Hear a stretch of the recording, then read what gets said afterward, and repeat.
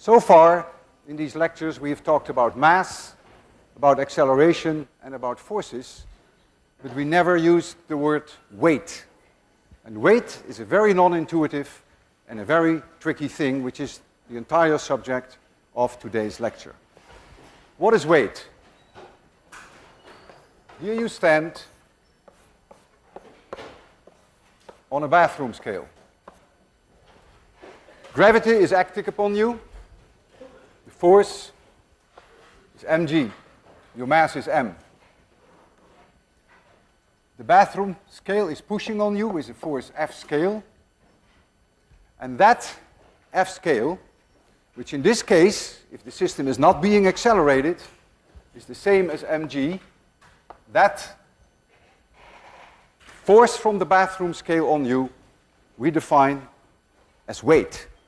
When I stand on the bathroom scale, I could see my weight is about 165 pounds. Now, it may be calibrated in newtons, but that's, of course, very unusual. If I weigh myself on the moon, where the gravitational acceleration is 6 times less, then I would weigh 6 times less. So far, so good. Now I'm going to put you in an elevator, and I'm going to accelerate you upwards, and you're standing on your bathroom scale. Acceleration is in this direction, and I will call this plus, and I will call this minus. Gravity is acting upon you, mg, and the bathroom scale is pushing on you with a force F. That force, by definition, is weight. Before I write down some equations, I want you to realize that whenever you see in any of my equations g is always plus 9.8. And my signs, my minus signs, take care of the directions. But g is always plus 9.8 or plus 10 if you prefer that. Okay, it's clear that if this is accelerated upwards, that f of s must be larger than mg, otherwise I cannot be accelerated. And so we get Newton's second law. F of s is in plus direction, minus mg, it's in this direction, equals m times a. And so the bathroom scale indicates m times a plus g. And I have gained weight. If this acceleration is 5 meters per second square in this direction, I am 1.5 times my normal weight. If I look on the bathroom scale, that's what I see. Seeing is believing. That is my weight. If I accelerate upwards with 30 meters per second squared, 30 plus 10 is 40. I am 4 times my normal weight. Instead of my 165 pounds, I would weigh close to 700 pounds. I see that. Seeing is believing. That is my weight. Now, I'm going to put you in the elevator. Here you are. And I'm going to accelerate you down. This is now A. And just for my convenience, I call this now the plus direction. Just for my convenience. It doesn't really matter. So now we have here mg. That is gravity acting upon you. And now you have the force from the bathroom scale.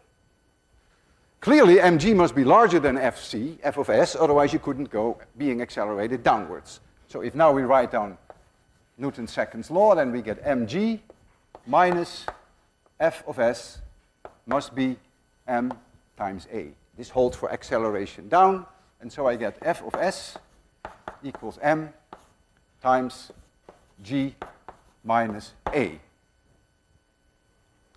This is one way of doing it, and you put in positive values for a. If a is 5 meters per second square, you get 10 minus 5 is 5. Your weight is half. You've lost weight. Being accelerated down, you've lost weight. You could also have used this equation and not go through this trouble of setting up Newton's law again. You could simply have said, okay, this a is minus in this coordinate system, and so you put in a minus 5 and a plus 10, you get the same answer. So you have lost weight when you accelerate downwards. Suppose now I cut the cable. I cut it. Then this A is 10 meters per second squared, if we round it off. You go down with 10 meters per second squared. So G minus A is 0. You are now weightless. You're free falling. You have no longer any weight. You look at the bathroom scale, and the bathroom scale will indicate a 0. You're floating. Everything in the elevator is floating. If you had a glass with water, you could turn it over, and the water would not fall out. It's like having the shuttle in orbit with the astronauts being weightless. There is a great similarity between the astronauts in the shuttle and a free-falling elevator. The only difference is that the elevator will crash, will kill you. In the case of the shuttle, it never hits the Earth because of its high speed. We'll talk about this much later when we deal with orbits and with Kepler's law. What exactly is free fall? Free fall is when the forces acting upon you are exclusively gravitational. Nothing is pushing on you, no seat is pushing on you, no string is pushing on you, nothing is pulling on you, only gravity. I will return to this weightlessness very shortly in great detail, but before I do that, I would like to address the issue, how could I determine your weight if I hang you from a string? So now, instead of standing on a bathroom scale, you are here. Here is a string. You might even have in the string a tension meter, as we have seen earlier in lectures, and you're holding desperately onto that string. Just like that. System is not being accelerated. Gravity is mg. And so there must be a tension in this string T, which is pulling you up, which, if there is no acceleration, must be mg. I read the scale, and I read my weight. This scale indicates, in my case, 165 pounds. While I'm hanging, I can see my weight. So you see, it makes very little difference whether I'm standing on a bathroom scale and read the force with which the bathroom scale pushes up on me, or whether I hang from a scale, extend a spring, and read that value. It makes no difference. The tension here would indicate my weight. There's a complete similarity with the bathroom scale, except in one case, something is pulling on me, in the other case, something is pushing on me from below. Now let's accelerate this system upwards with an acceleration a, and I call this plus. Then, of course, this t must grow, otherwise you cannot be accelerated. Newton's second law, t minus mg must be ma. The tension in the string equals m times a plus g. We've seen that before. No difference with the elevator. You accelerate the system, the tension will increase, and you will see that. You will read that on the scale. Your weight has increased. You weigh more. Needless to say, of course, if you accelerate the system down, that you will weigh less. We just went through that argument. And if I cut the cable completely, you go into free fall, t will go to 0. A become minus 10, plus 10 is 0. You're in free fall, the scale reads 0, you are completely weightless. If we accept the idea of weight being indicated by the tension in a string, then there is a very interesting consequence of that. I have here a pin which is completely frictionless, and I have on both sides a string, and this string has negligibly small mass. Let's just assume that it is massless. And there is here an object m1, and there is here an object m2, and I'm telling you that m2 is larger than m1. So we all know what's going to happen. the system is going to accelerate in this direction.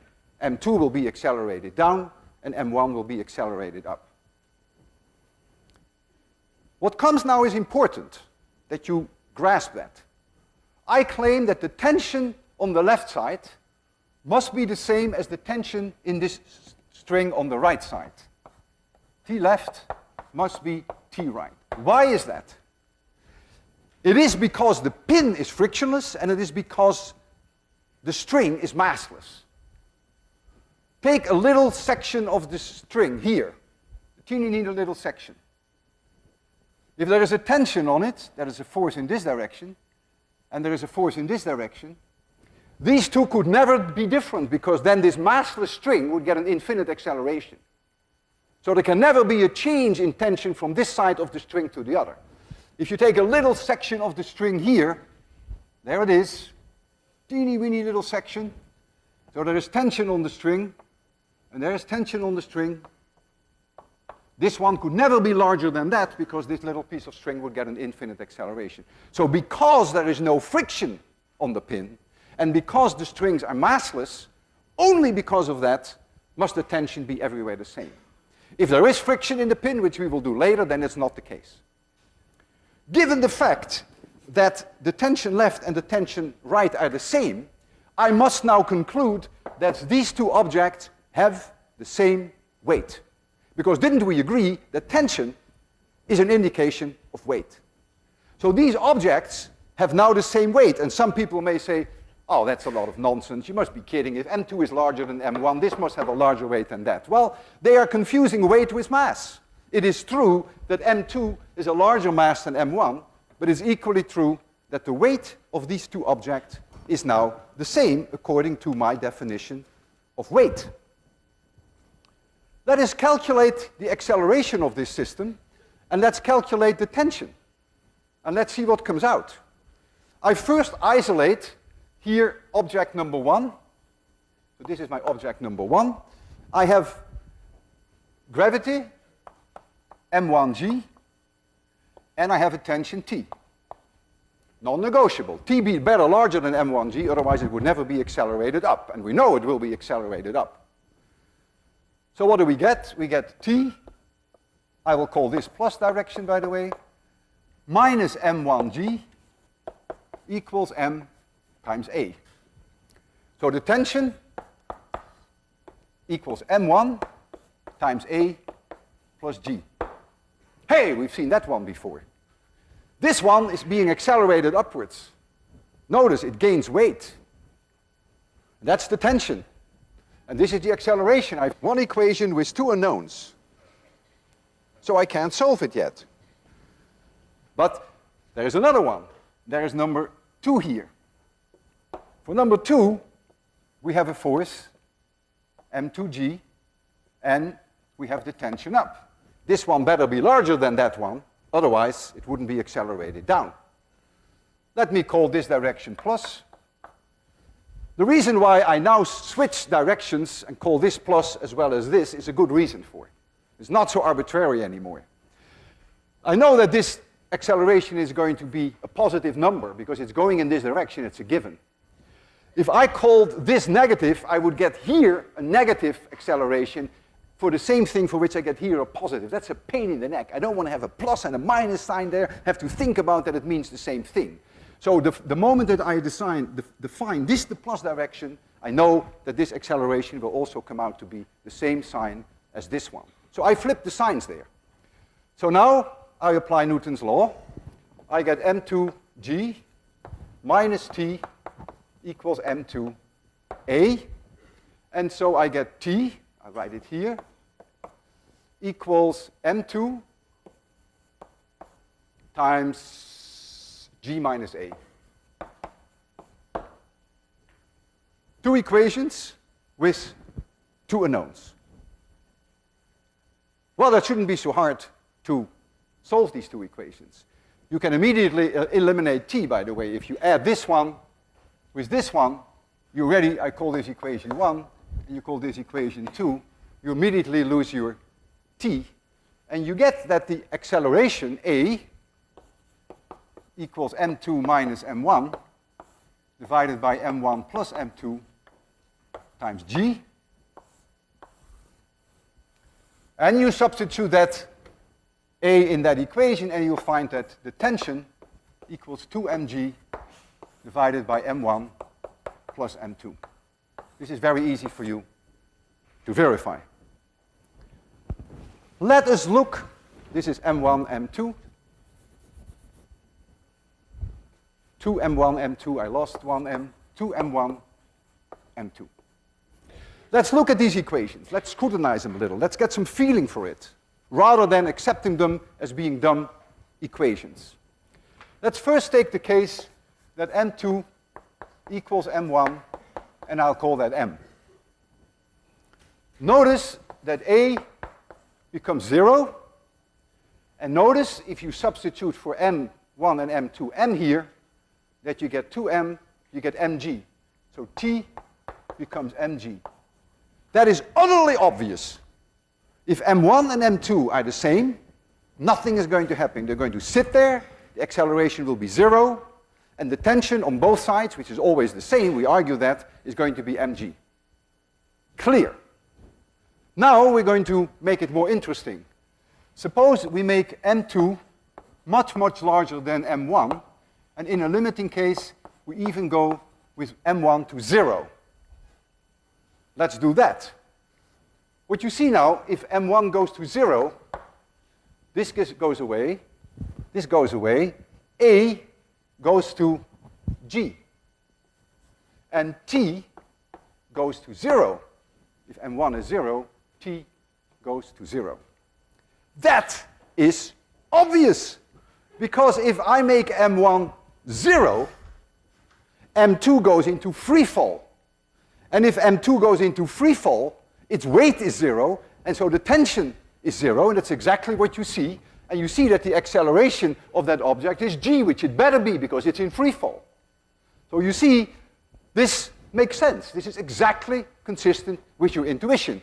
And if you wanted to make m1 much, much larger than m2, and you take the limiting case for m2 goes to 0, you'll find again that A goes to G, and that T goes to 0, except that now the acceleration is not this way, but now the acceleration is this way, and now this object will go into free fall.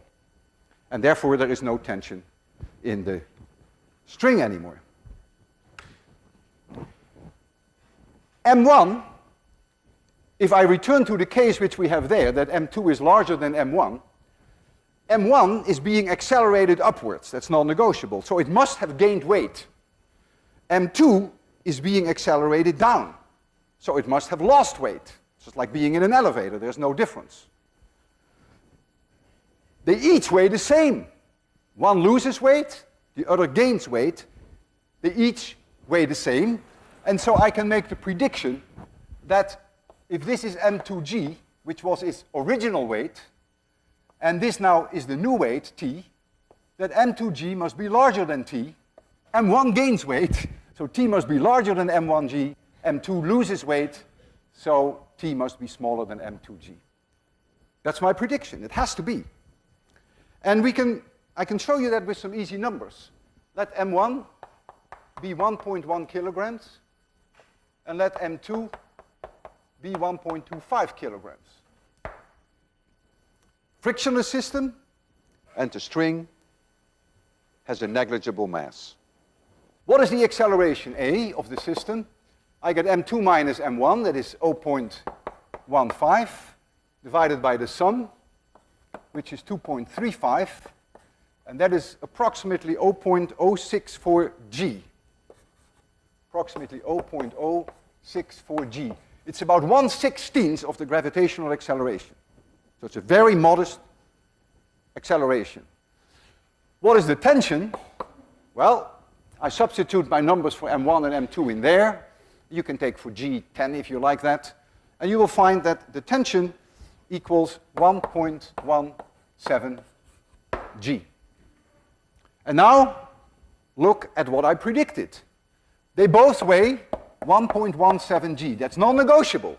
That is my definition of weight. The tension in both sides is the same. That's my definition of weight. This is their weight. This one had a weight 1.25 g without being accelerated. You see, it has lost weight because it accelerated down. This one had a weight of 1.1 g. You see, it has gained weight because it's accelerated up. So you see, the whole picture ties together very neatly, and it's important that you look at it that way. I now want to return to the idea of complete weightlessness. And I want to remind you a few lectures ago how I was swinging you at the end of a string in the vertical. I was swinging you like this. And I was swinging a bucket of water like this. And I want to return to that.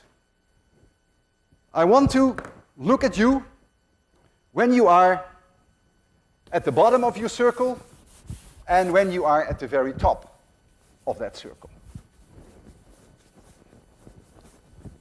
You go around a circle which has radius r. Here is that circle.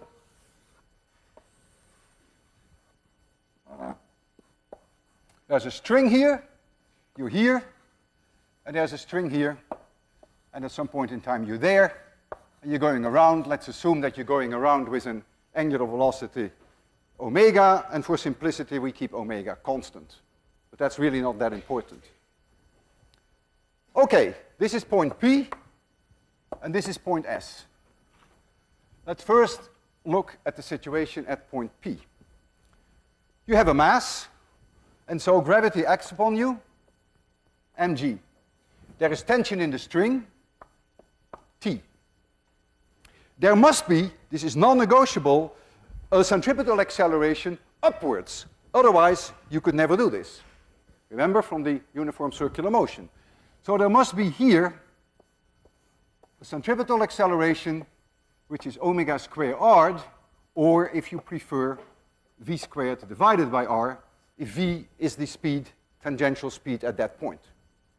It must be there. Let's look here. Right there, gravity is acting upon you, mg. Let's assume the string is pulling on you. Let's assume that for now. So there is a tension. String is pulling on you. Therefore, non-negotiable when you make this curvature here, there must be a centripetal acceleration, and that centripetal acceleration must be omega squared r. That is non-negotiable. It has to be there. Let's now evaluate first the situation at P. And I will call this plus, and I'll call this minus. So what I get now is that T minus mg must be m times the centripetal acceleration. So T must be m times the centripetal acceleration plus g. Hey, that looks very familiar. It looks like someone is being accelerated in an elevator. Almost the same equation. If the centripetal acceleration at this point, for instance, were 10 meters per second squared, then you would weigh twice your normal weight. The tension here would be twice mg. If this were 5 meters per second squared, then you would be 1.5 times your weight. Let's now look at the situation at S. At point S, I'm going to call this plus and that minus. I'm going to find that T plus mg must be m times the centripetal acceleration, Newton's second law. So I find that the tension there equals m times A of C minus G. Hey, very similar to what I've seen before. This object is losing weight. Let us take the situation that A of C is exactly 10 meters per second squared. And we discussed that last time when we had the bucket of water in our hands. if A of c, if the centripetal acceleration when it goes through the top is 10, then this is 0. So the string has no tension. The string goes limp. And the bucket of water and you are weightless. If the centripetal acceleration is larger than 10, then of course the string will be tight, there will be a force on you, and whatever comes out of here will indicate your weight. If A of c is smaller than 10, that's meaningless. The tension can never be negative. A string with negative tension has no physical meaning. What it means is that the bucket of water would never have made it to this point. If you try to swing it up, as someone tried in the second lecture, but didn't make it to that point, the bucket of water will just fall. And you end up with a mess, but that's a detail.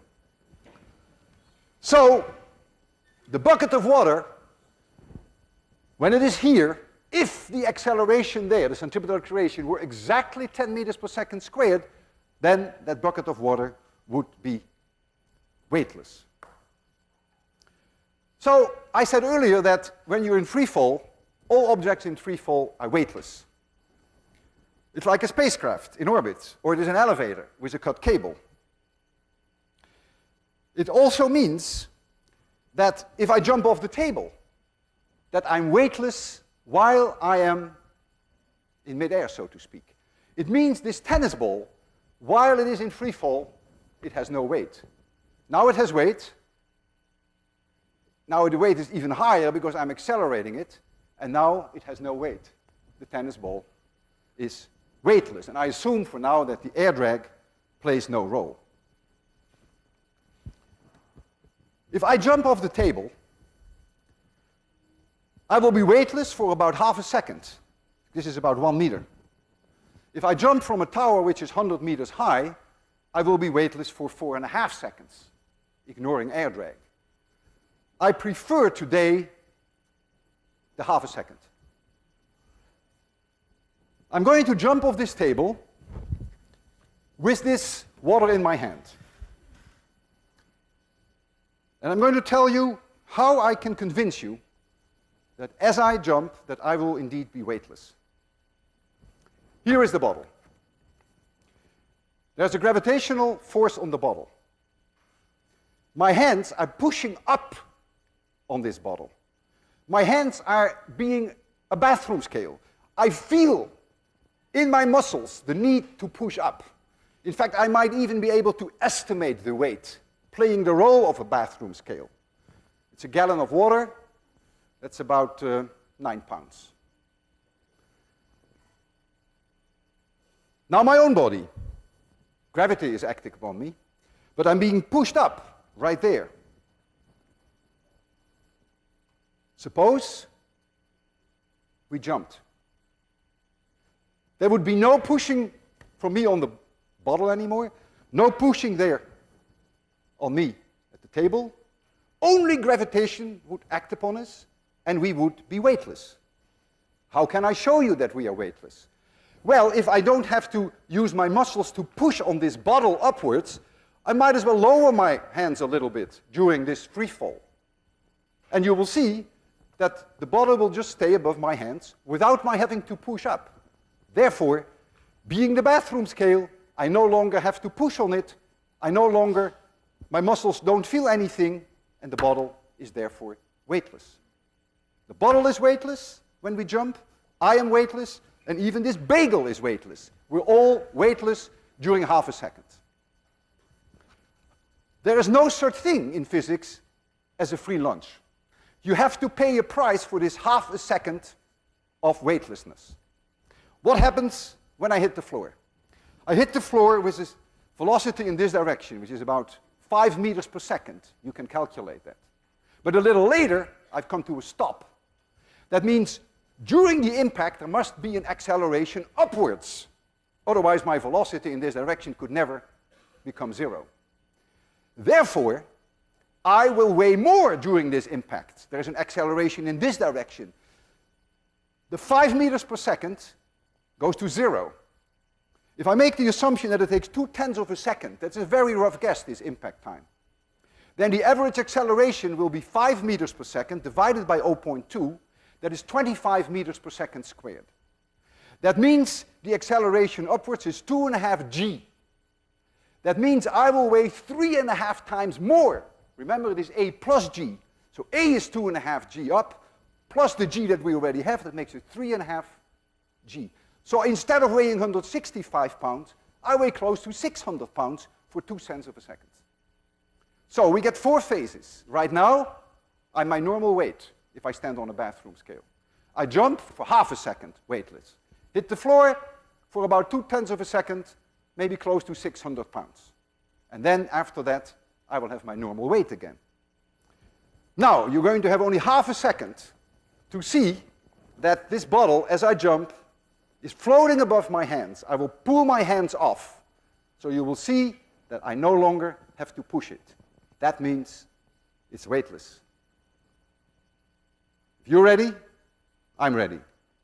3, 2, 1, 0. Did you see it floating above my hands? We were both weightless. Now, I have been thinking about this for a long, long time. I have been thinking whether perhaps this could not be shown in a more dramatic way, perhaps even a more convincing way. And so I thought of the idea of putting a bathroom scale under my feet, tying it very loosely so that it wouldn't fall off when I jump. And then show you that while I'm half a second in free fall, that the bathroom scale indeed indicates 0. And don't think that I haven't tried it. I have tried it many times with many bathroom scales. I made many jumps. There's a problem. And the problem is the bathroom scales that you buy, that you normally get commercially, they indeed want to go to 0. It takes them a long time. They have a lot of inertia. Their response time is slow. But even if they make it to 0 by the time you hit the floor, then immediately the weight increases because you hit the floor and your weight comes up by 3.5 times. So it begins to swing back and forth and it becomes completely chaotic and you can no longer see what's happening.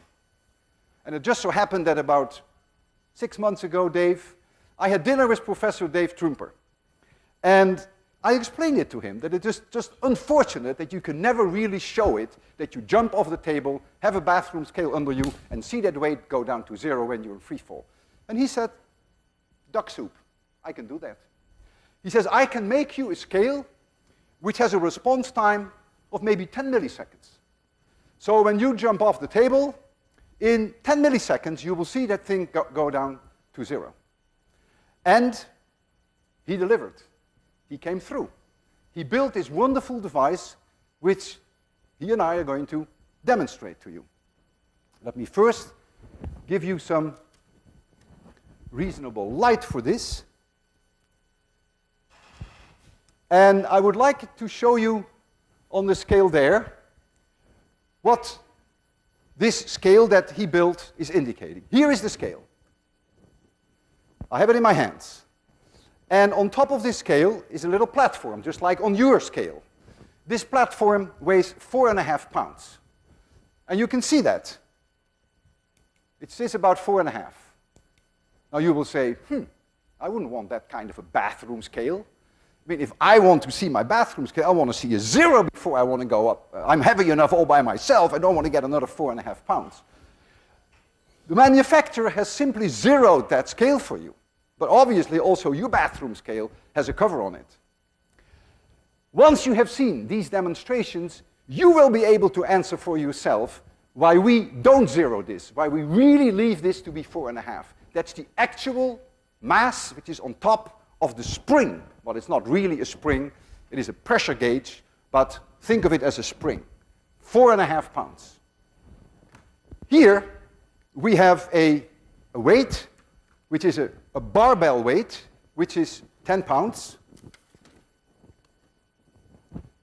Is this from one of your children, Dave? Or you're doing it yourself? 10 pounds. We put it on top here.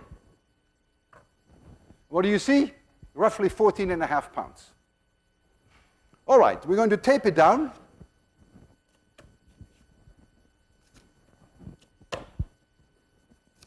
There we go. And we're going to drop it from about 1.5, 2 meters, and we drop it in here. It's well cushioned, because we don't want to break this beautiful device. When we drop it, the response is so fast that you will see indeed that pointer go to 0. Now keep in mind, when it hits the cushion, that the weight will go up. For now, I want you to concentrate only on the thing going to 0 and not what comes later. We will deal with that within a minute. Okay. 14.5 pounds. You know why the thing is actually jiggling back and forth? I can't hold it exactly still. And so I slightly accelerate it upwards and downwards. And when I accelerate it slightly upwards, it weighs a little more. And when I accelerate it downwards, it weighs less. It's interesting. You can see I'm nervous. Yeah, that's my nervous tension meter there. Okay, we ready? Don't look at me now. Look at that pointer. 3, 2, 1, 0. Did you see it go to 0? All the way to 0. Now comes something even more remarkable. He said to me, I can also make the students see the response on a time scale of about a fraction of a second. By the way, this is the hero who made all this stuff. He's fantastic.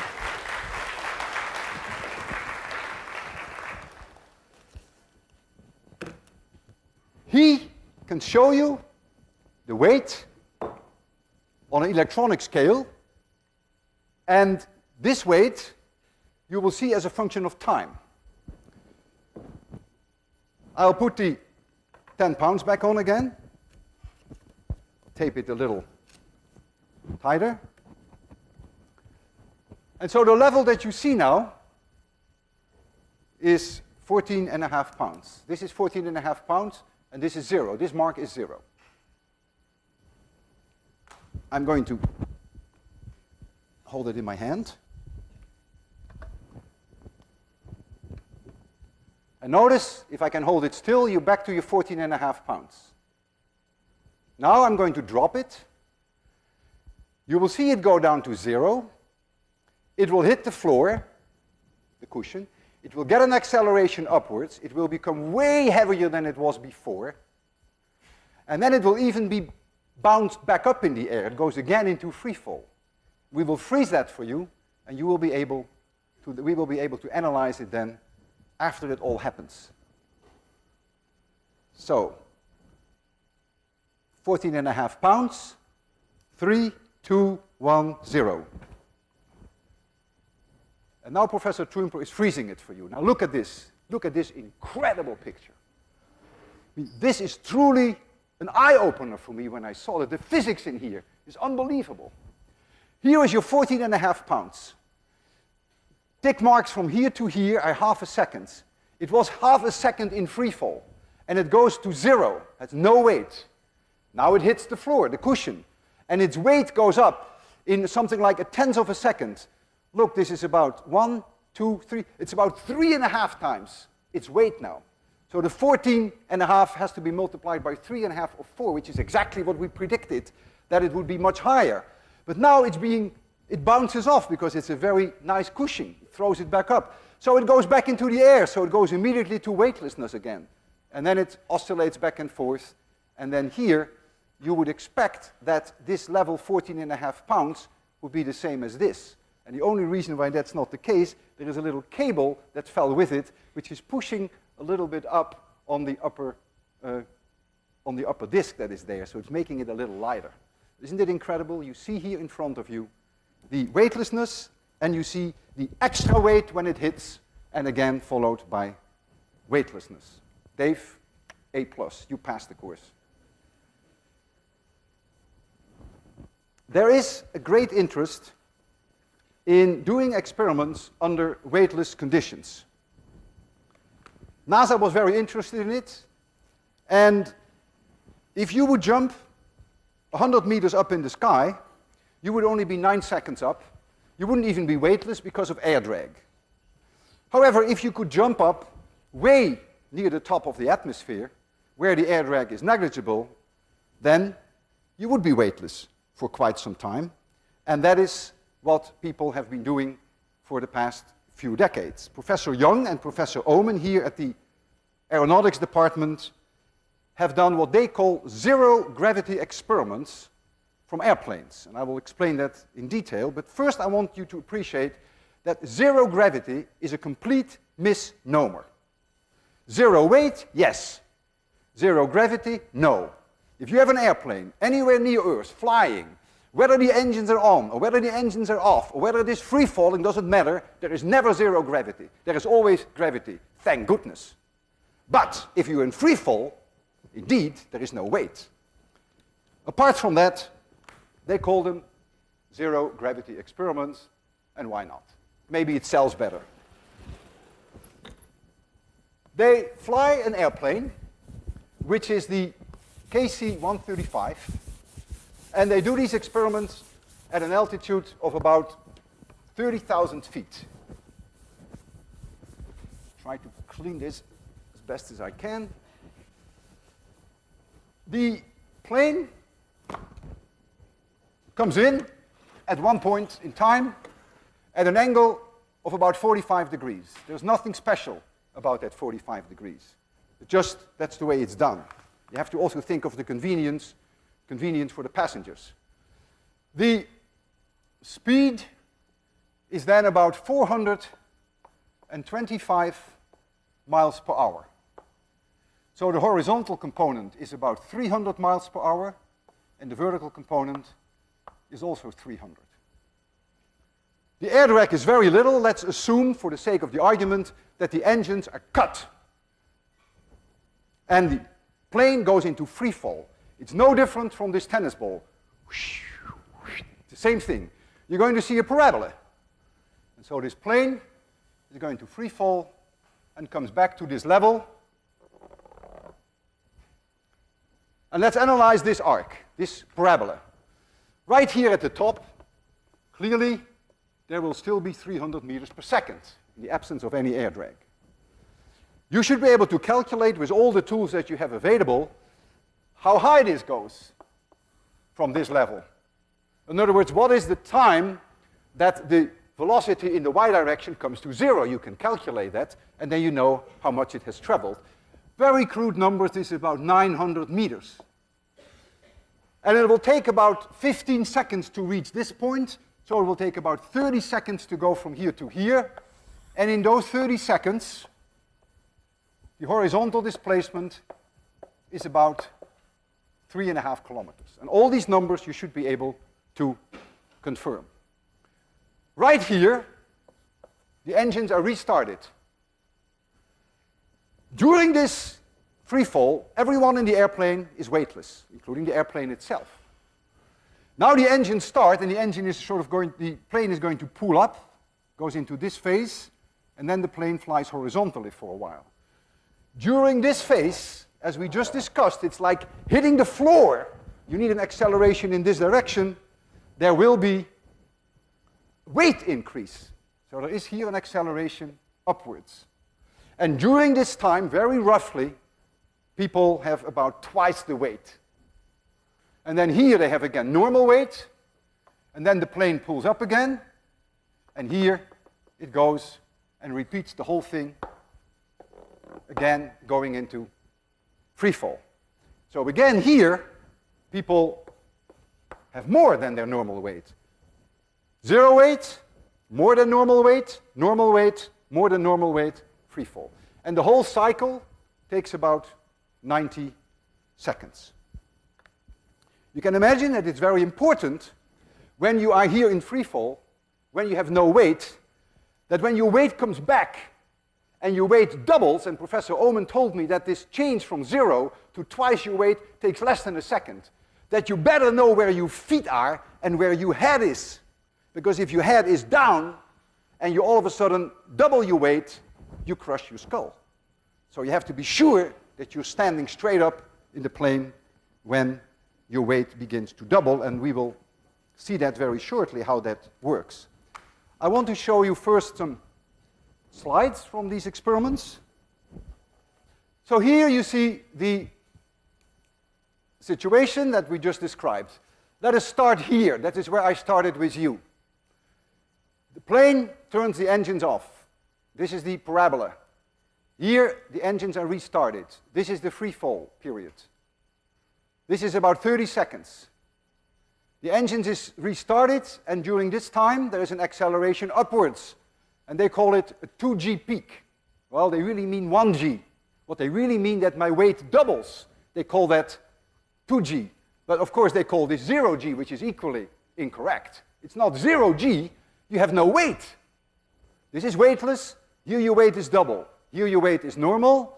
Here your weight roughly doubles, and you go into another free fall period. And the cycle from here to here is about 90 seconds. Now, the irony has it that the reason why these flights are done is to study motion sickness under weightless conditions. Astronauts were complaining about motion sickness. And so Professor Young and Oman have done lots and lots of experiments with airplanes, and later also in the shuttle, to study this motion sickness. I find it rather ironic, because if you and I were part of these experiments, we would get terribly sick because of the experiment. Just imagine that you go from weightlessness into twice your weight, back to weightlessness. We would be puking all day. How can you study people who are sick? How can you study the sickness due to weightlessness? Well, they must have found a way. They do this about 50 times per day. And now I want to show you some real data, which were kindly given to me by Professor Young, where you see them actually in the plane. I believe I have to put this on 1 and start the... Can you turn off the slide projector? So here you see them in the plane. They're not weightless, they are climbing up.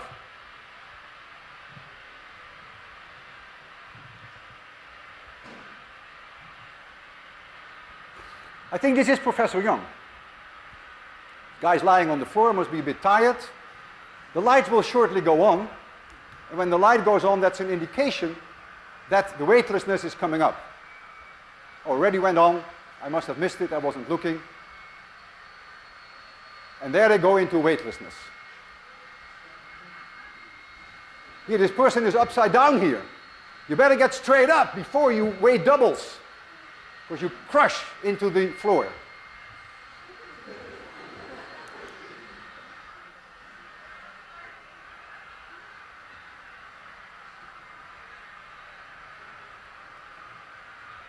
And now it takes 60 seconds, because the whole cycle is 90 seconds. And in these 60 seconds, they get ready for the next free fall, for the next weightlessness. And you will see very shortly the light will go on again, and that will tell them that the weightlessness is coming up, and then they will be weightless for another 30 seconds. The sound that you hear is obviously the engines of the plane.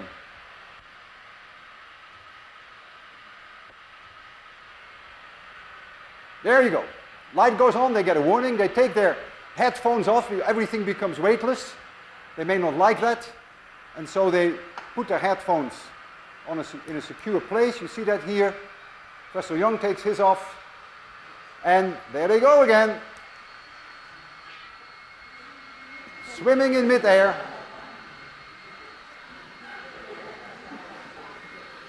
"30 seconds weightless."